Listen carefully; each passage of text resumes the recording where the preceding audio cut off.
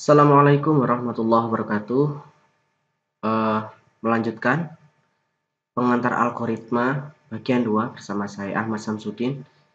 Kita akan membahas tentang beberapa topik pembahasan, yaitu yang pertama karakteristik algoritma, keunggulan algoritma, dan contoh penyusunan algoritma. Karakteristik algoritma yang pertama adalah finiteness atau terbatas. Yang kedua, algoritma harus memiliki karakteristik definiteness atau tidak ambigu. Yang ketiga, sebuah algoritma harus memiliki input dan output yang jelas. Dan yang terakhir, sebuah algoritma harus dibuat dengan efektif. Oke, kita bahas yang pertama.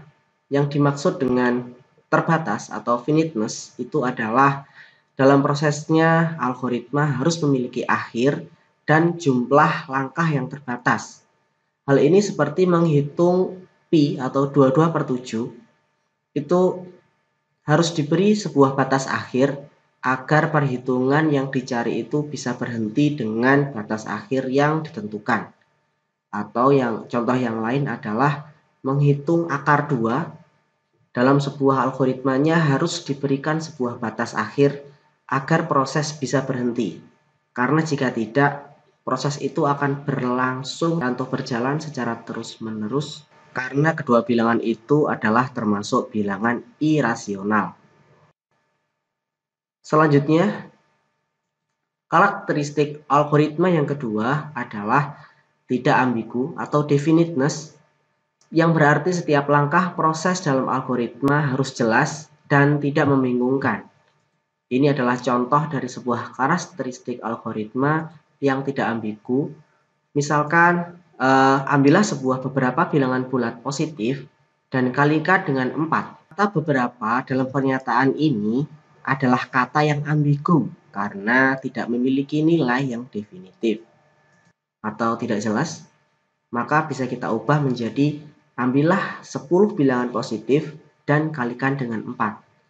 Ini berarti terdefinisi dengan jelas bahwa bilangan yang diambil adalah 10 yang kemudian dikalikan dengan 4.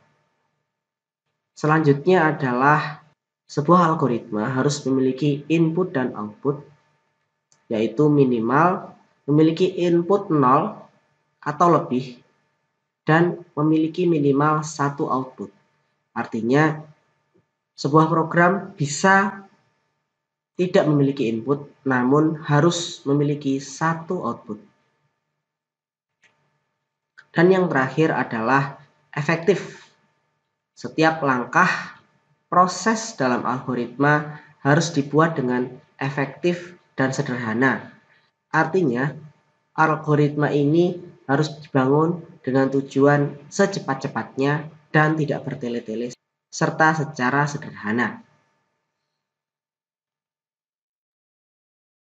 Keunggulan algoritma.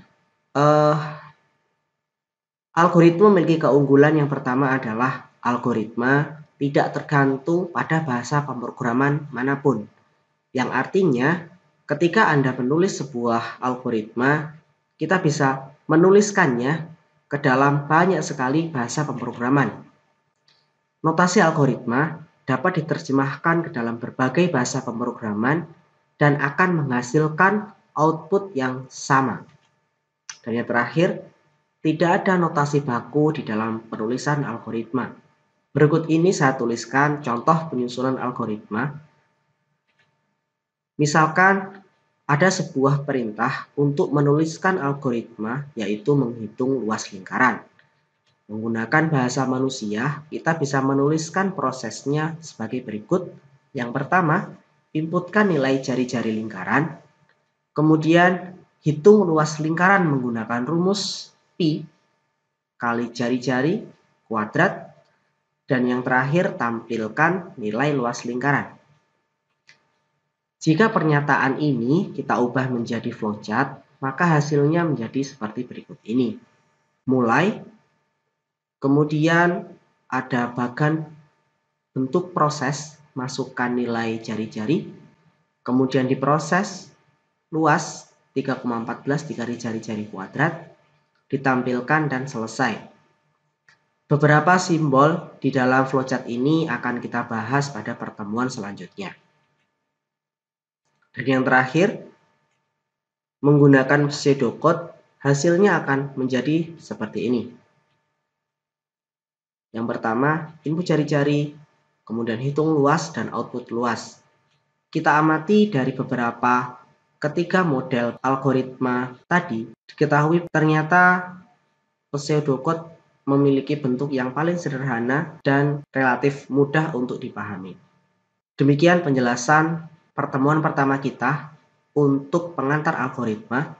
Ada beberapa tugas terstruktur dan tugas mandiri yang saya berikan di e-learning yang sudah saya sediakan.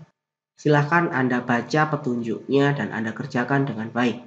Sekian dari saya. Tetap semangat dan tetap sehat. Saya akhiri. Assalamualaikum warahmatullahi wabarakatuh.